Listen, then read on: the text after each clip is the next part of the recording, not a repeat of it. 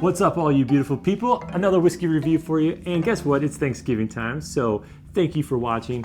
But your favorite realtor is going to be looking at some Old Forester today, and the nice thing is all these you can find at your local Binny's, so you can pick it up in time to show up as a hero at Thanksgiving dinner. So we're going to be looking at a little lineup today, and we've got some tastings. Thank you, Kenny, for supplying these selections, and a little lineup. We've got the original batch 1870, your 1897 bottle and bond, 1910 Old Fine whiskey, and your 1920 Prohibition style. Now here's the thing, I haven't always been the biggest fan of Old Forester. I've sort of avoided it because a couple of them I didn't like. One I do know that I like is this 1910, so I hope I can pick this out because today I'm going to be doing a little blind tasting. I'm going to mark the glasses, mix them up, and I'm going to give you my honest feedback, let you know what you should bring to Thanksgiving. Okay, so now that the bourbons are poured, here's what I'm going to do. I'm going to go through and taste them all. I'll make some notes. I'm going to put them in the order that I like, and I'll go through and explain to you what they are.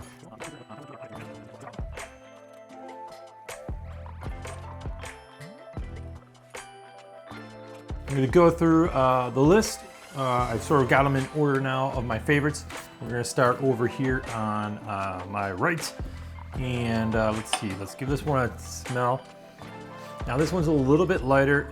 It does taste a little bit younger, if you will. Got just sort of a light nose to it. I think it's like just a lot of corn to it. Your traditional whiskey smell, not a lot of spice or much coming from it, to be perfectly honest. Sort of, it tastes young. It does taste like a lower proof, mostly corn, really no vanilla or barrel spice, anything like that. I think this is probably the original batch because I know that's a little bit lower proof. So let's taste this next one here. Now this one doesn't seem too much stronger on the nose. It smells like a little bit of vanilla coming through to it. Okay, now this definitely has a richer flavor compared to this first one. I'm picking up some caramel on this, just a little bit of spice on the end, balancing it out. It's not a very long finish, but it's a pretty solid bourbon. My guess on this one is it's the bottled in bond. It's got that nice round flavor. I don't know what it is. There's something about bottled in bond that I just really enjoy. Not too strong. Good flavors. This I can just sip all day. Oh, that's a really nice one. Now this next one up here, you definitely get some caramel notes to it. A little wood coming through, almost like a light, I don't know, oak maybe. It's a little tricky actually. It's fun to do. I would recommend doing this if you can.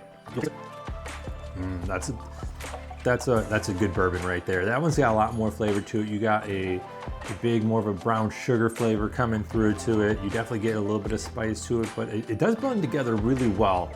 Not too over the top. This would be probably more of an after dinner drink. You know, something you can enjoy with a cigar, I would imagine. And I think this one is actually the Prohibition style. Ooh, it's got like a little cherry on the finish too, I feel like. Really nice. That's a really, really nice bourbon. I'm curious to see which one that is. All right, and for our last one here, lighter nose to it definitely than this one. I probably should try to review this one before that, but let's take a look here. Lighter, more delicate nose, some honey to it. Not a lot of spice or anything. It smells like a little bit of an older whiskey, maybe like 5 years. I don't really know. I honestly don't know any of these, so I'll hopefully put some stats up for you, but.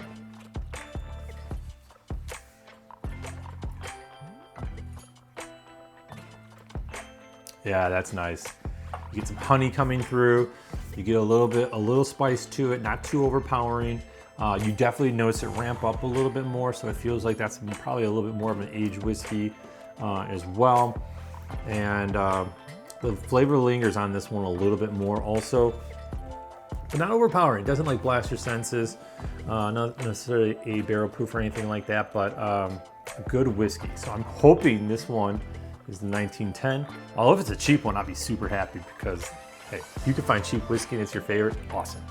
So 1910, the Prohibition, bottled in bond original. That's what I'm going with. Let's take a look. First one here. First one is actually the bottled in bond, the 1897. That was the one I thought had the least nose to it. That's surprising. So that one, second one is A, so that is your original batch. All right, so I put the two nicer ones at the end, so let's see if I got them right. Up next, we've got D. All right, so I picked out the Prohibition style. This is a very damn good whiskey right here. I don't want to keep drinking this. You don't want to see it. And the last one is the 1910. So that was my favorite, and that was, you know, what I had liked before. So I don't know if the first one I got was maybe the bottled in bond. I'm not sure, but these two are definitely good recommendations.